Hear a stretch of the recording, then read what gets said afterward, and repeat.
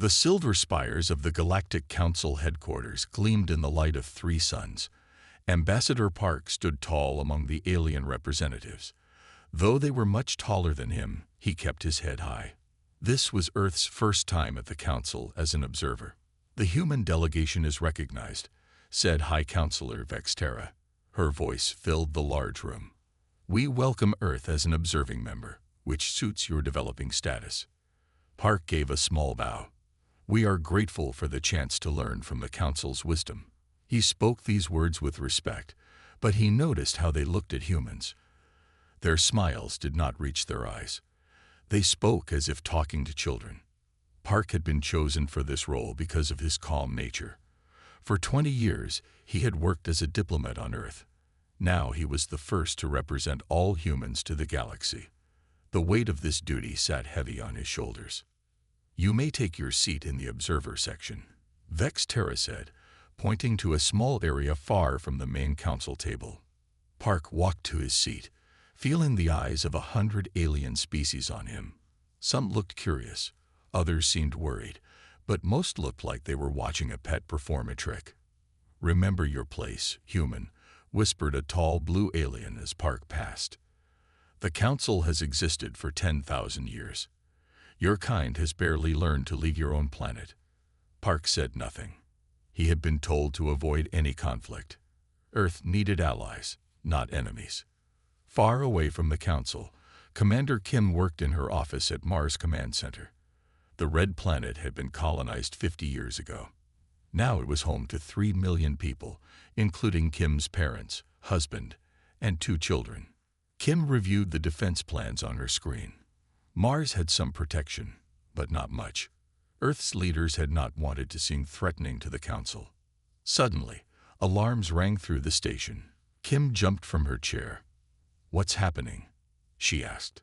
Lieutenant Lee looked up from his screen with fear in his eyes. "Unidentified ships approaching fast. They're not answering our calls." Kim ran to the window just as the first attack hit. Bright beams of energy cut through Mars' weak shields like they were paper. One of the orbiting stations exploded in a ball of fire. "Get a message to Earth. We're under attack," Kim shouted. She watched in horror as more beams hit the main colony dome. Cracks began to form in the huge glass structure. "Who is attacking us?" asked Lee, his hand shaking as he sent the emergency signal. "I don't know," said Kim. But deep down, she had a terrible feeling. Only one group knew exactly how weak Earth's defenses were: the Galactic Council. The attack was quick and brutal. Within hours, all Mars colonies were destroyed. The moon base fell soon after. 3 million people on Mars and 1 million on the moon died. It was the worst loss of life humans had ever faced at once. Kim survived by luck. She had been in a deep bunker when the dome broke. By the time she got out, the attacking ships were gone. She found a working ship and made it back to Earth to report what happened. On Earth, leaders from all nations met in an emergency meeting. Old enemies sat side by side, their past fights forgotten in the face of this new threat. General Kang hit the table with his fist. "This was a planned attack. The Council pretended to welcome us, studied our weaknesses, then struck when we weren't ready." President Choi looked at the images of destruction on the screen. Mars, once home to thriving colonies, now lay in ruins. "They have severely underestimated us," she said. "As of now, Earth is at war with the Galactic Council." The room went quiet. War with the Council meant war with most of the galaxy. Earth was just one planet against hundreds. Commander Kim stood up. Her uniform still had ash on it from Mars. Her eyes were red from crying, but her voice was strong. "My whole family was in Olympus City. My parents, my husband, my children, all gone. I request permission to lead our response."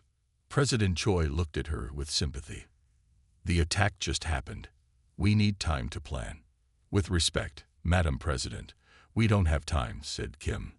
"The Council thinks we are weak and broken. They expect us to beg for mercy. We need to show them that humans fight back." General Kang nodded. "Commander Kim is right. The Council has technology far beyond ours, but they have never faced humans in battle. They don't know what we're capable of when pushed too far." President Choi thought for a moment. "What do you suggest, Commander?" Kim stepped forward. "Before I left Mars, I downloaded all the data from our sensors. The attacking ships had a specific energy signature. I can track them back to their base. Give me a ship and a small team. We'll find out who ordered this attack." "It would be a suicide mission," said another general. "Our ships are no match for Council technology."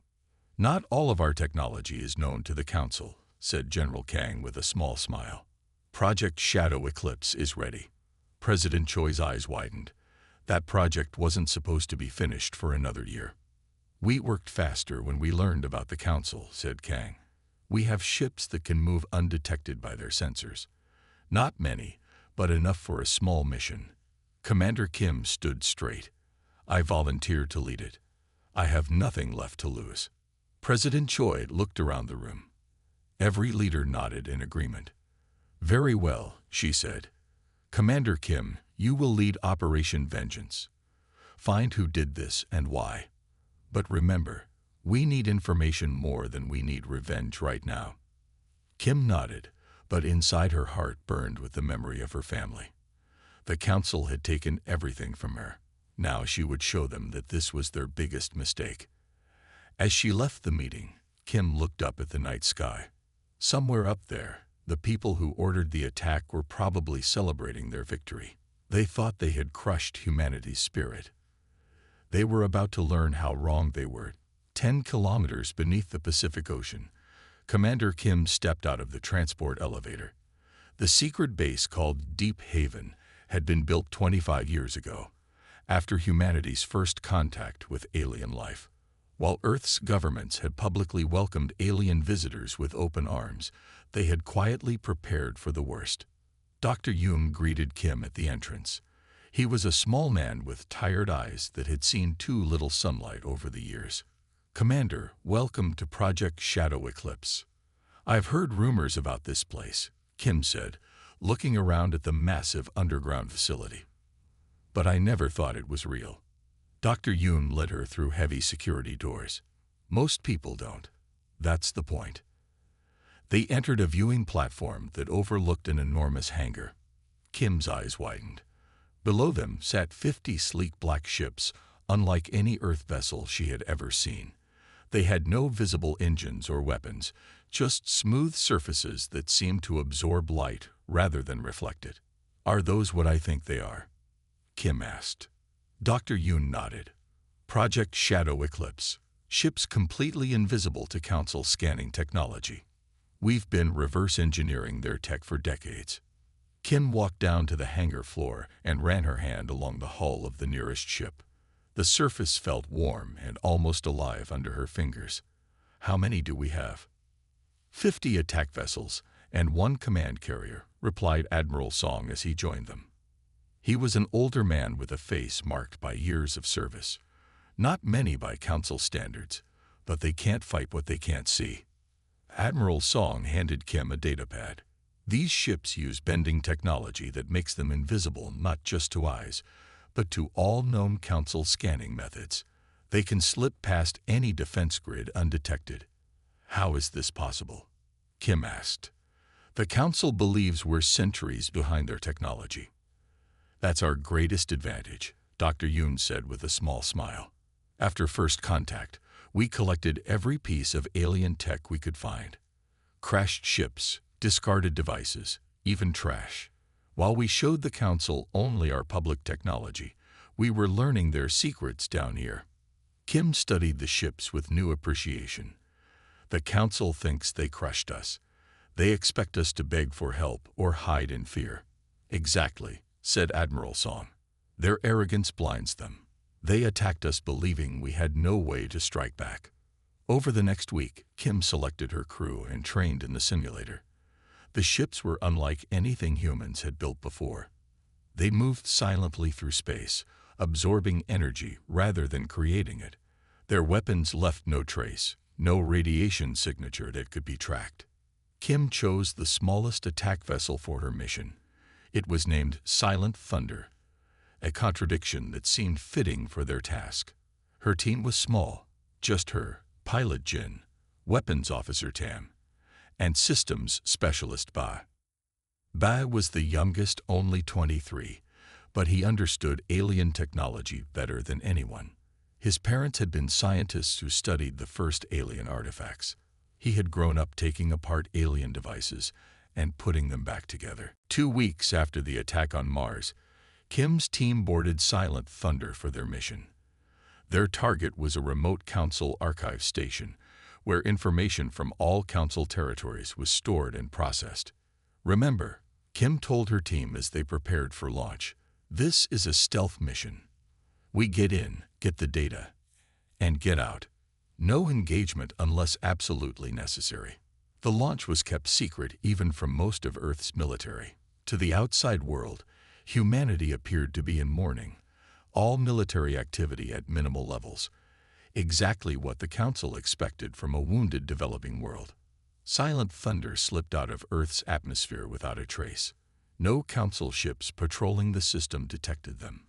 Kim watched Earth grow smaller through the view screen, thinking of all they had lost, all they were fighting for. Setting course for the Cygnus Archive Station, pilot Jin announced. Stealth systems functioning at 100%. The journey took 3 days. They passed 2 Council patrol ships, but neither showed any sign of detecting them. When they finally reached the archive station, Kim felt her heart race. It was an enormous structure, like a metal spider floating in space. "Scan for entry points," Kim ordered.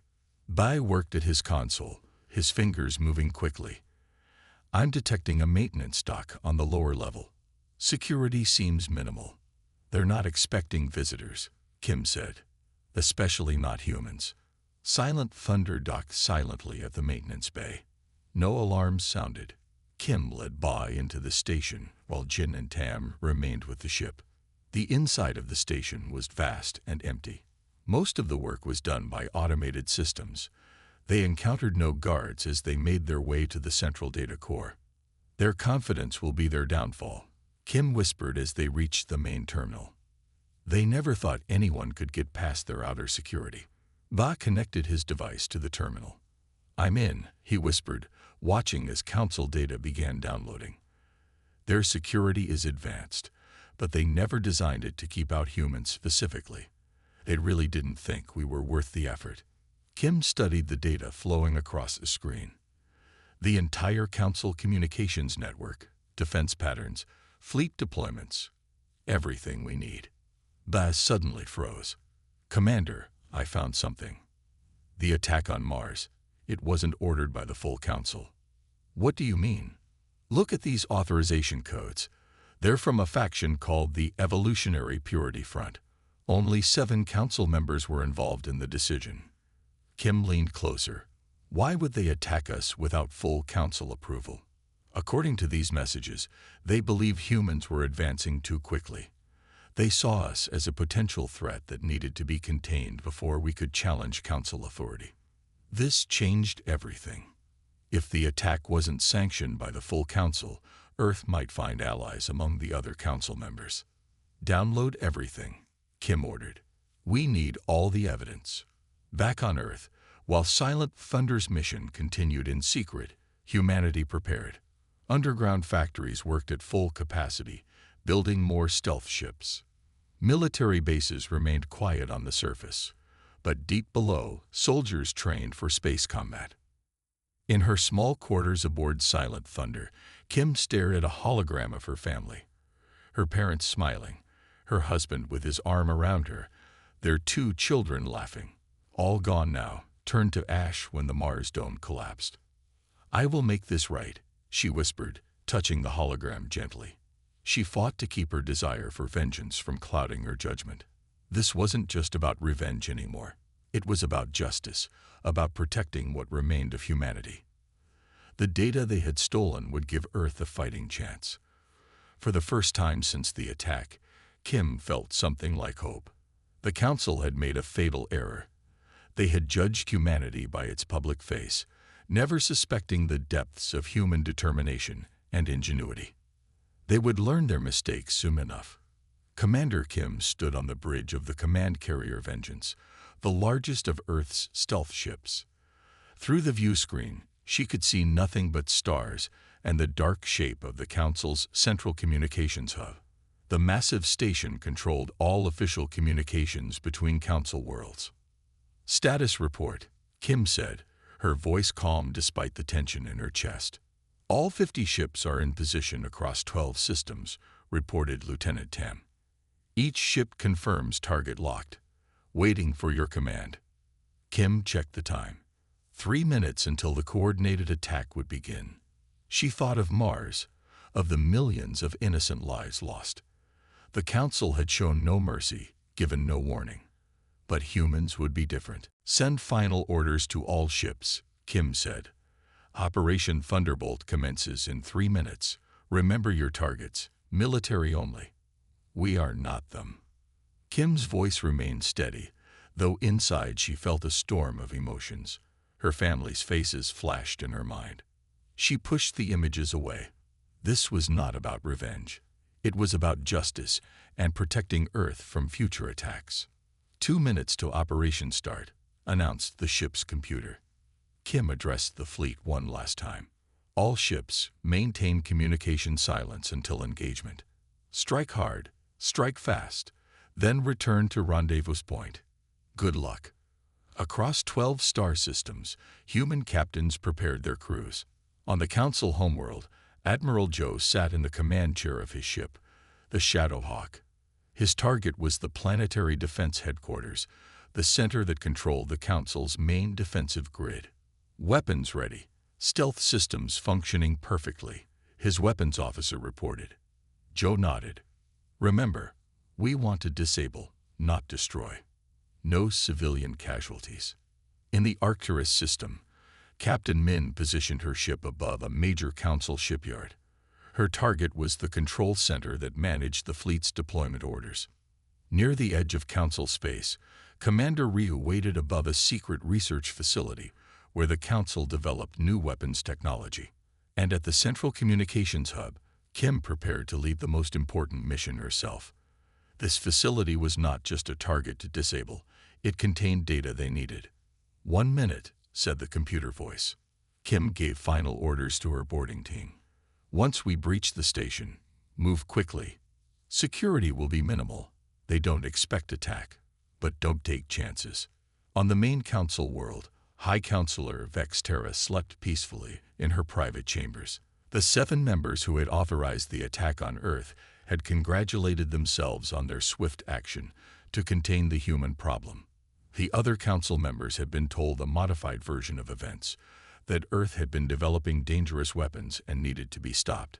At exactly 300 Earth Standard Time, humanity struck back. Admiral Joe's ship decloaked directly above the Planetary Defense Headquarters on the Council homeworld. Before the aliens could react, precise energy beams disabled the shield generators and weapon systems. No explosions, no fire, just targeted strikes that left the facility intact but helpless. "Defense headquarters neutralize," Joe reported, moving to secondary target. Simultaneously across 11 other systems, human vessels appeared seemingly out of nowhere. Council military bases, defense platforms, and fleet coordination centers suddenly found themselves under precise attack. At the communications hub, Kim's ship docked silently at an emergency airlock. Alarms had not yet sounded. The hub had no idea what was happening across Council space. Kim led the boarding party personally. 20 soldiers in light battle armor followed her through the airlock. They encountered only 3 guards, who were quickly stunned and secured. "Move to the central control room," Kim ordered. "Bye, you're with me. We need to access their main database." They moved through empty corridors. Most of the station's staff were asleep in their quarters. Kim had specifically chosen this time because it minimized the chance of casualties. They reached the control room and found only 2 technicians on duty. The aliens raised their hands in surrender when they saw the armed humans. "Secure them," Kim ordered. "Don't harm them." Bai went straight to the main console. His fingers flew over the alien controls. He had studied them extensively during their earlier mission.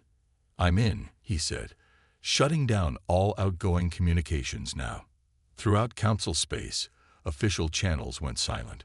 Military bases couldn't call for help. Defense platforms couldn't coordinate. For the first time in thousands of years, the mighty Galactic Council was blind and deaf. "Hub secured," reported Captain Han as the last section of the station was under their control.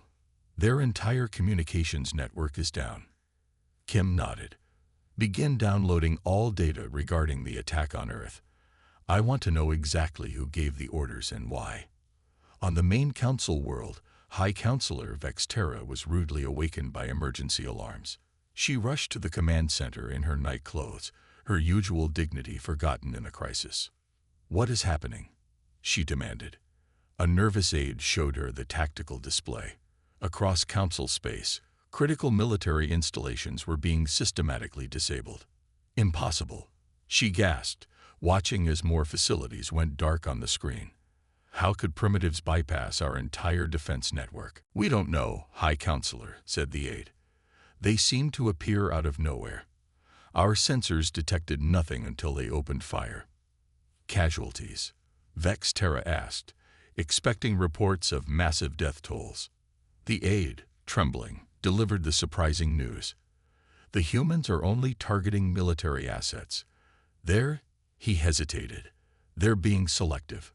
No civilian casualties reported." Vexterra's eyes narrowed. "They're sending a message." She thought quickly. The humans shouldn't have this capability. They were a primitive species barely able to reach their own moon, according to the official reports. But clearly, those reports had been wrong. Drastically wrong. "Contact the Emergency Council," she ordered. "We need tow." "We can't," interrupted the aide. "All official communications are down. The humans have taken control of the central hub." For the first time in her long life, Vexterra felt fear. Not just for herself, but for the Council's future. In one coordinated strike, humans had revealed themselves to be far more dangerous than anyone had imagined. Back at the communications hub, Kim received reports from all attack teams. The operation was proceeding exactly as planned. Council military capabilities were being systematically disabled without a single civilian casualty. Admiral Joe reports the Council homeworld's defenses are completely neutralized, Tam told her. Captain Min has disabled the Arcturus shipyards. Commander Rio has secured the weapons research facility. Kim nodded, satisfaction mixing with a deeper feeling she couldn't name. Not quite happiness.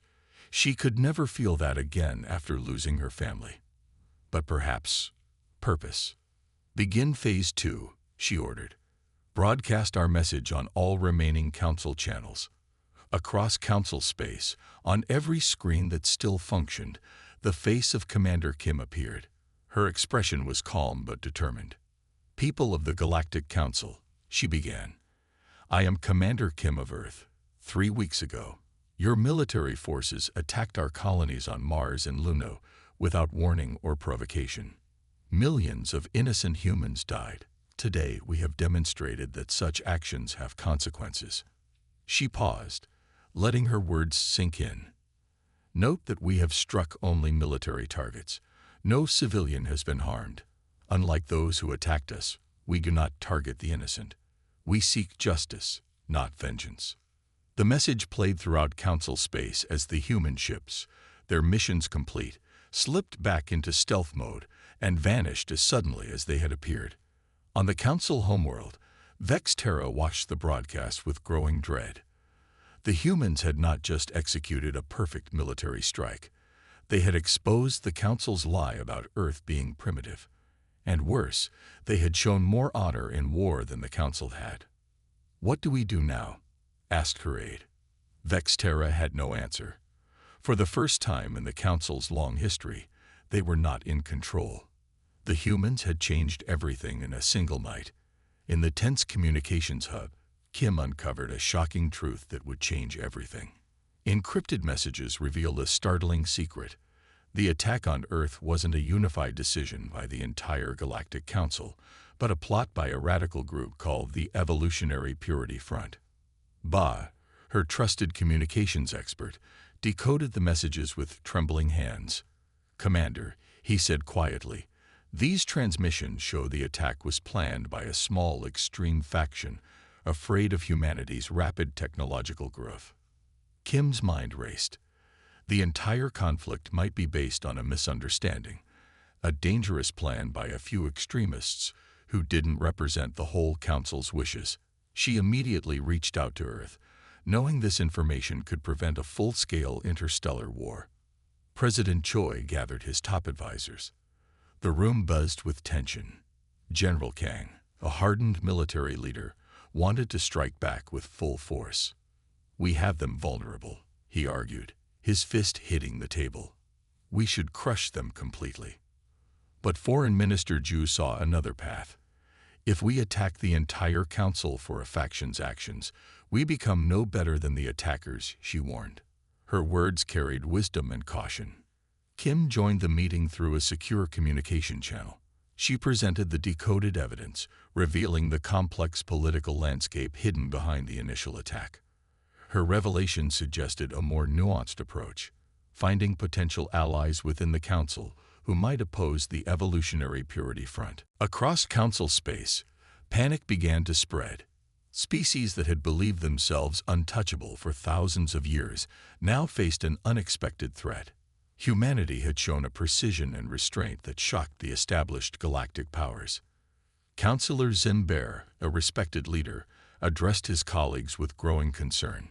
He noted something remarkable about humanity's response. They could have easily targeted civilian populations, but chose a strategic, measured approach. "Perhaps," he suggested carefully, "we should open diplomatic channels before this situation becomes uncontrollable." The discovery changed everything.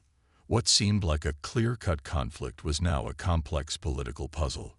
Humanity had not only survived an unexpected attack, but had also exposed a deep divide within the Galactic Council. The possibility of peaceful resolution now hung in the delicate balance of interstellar diplomacy. Kim understood the weight of this moment.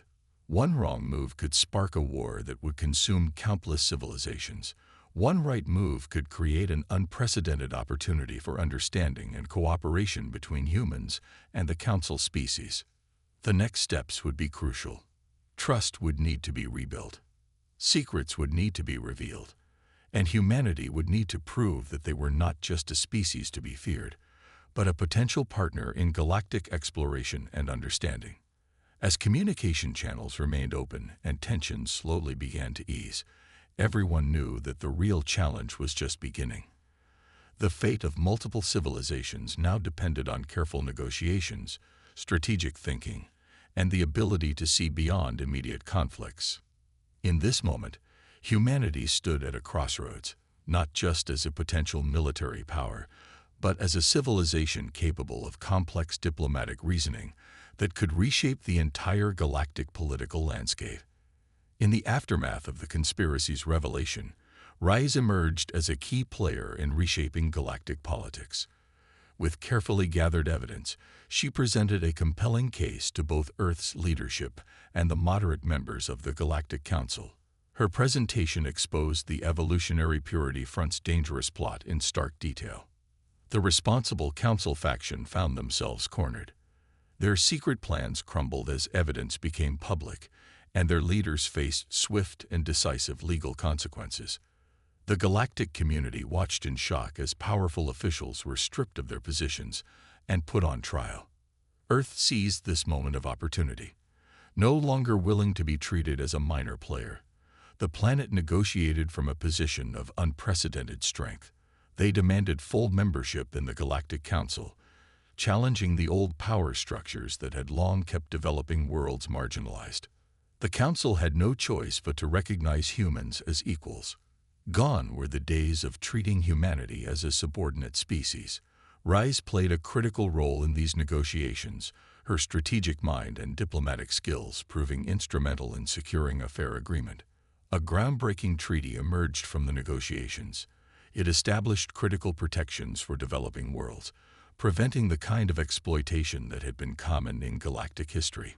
Smaller civilizations would now have legal safeguards against more powerful species' aggressive expansion. Rice's most significant achievement was helping establish a joint human-alien security force. This unprecedented collaboration would work to maintain peace and prevent future conflicts.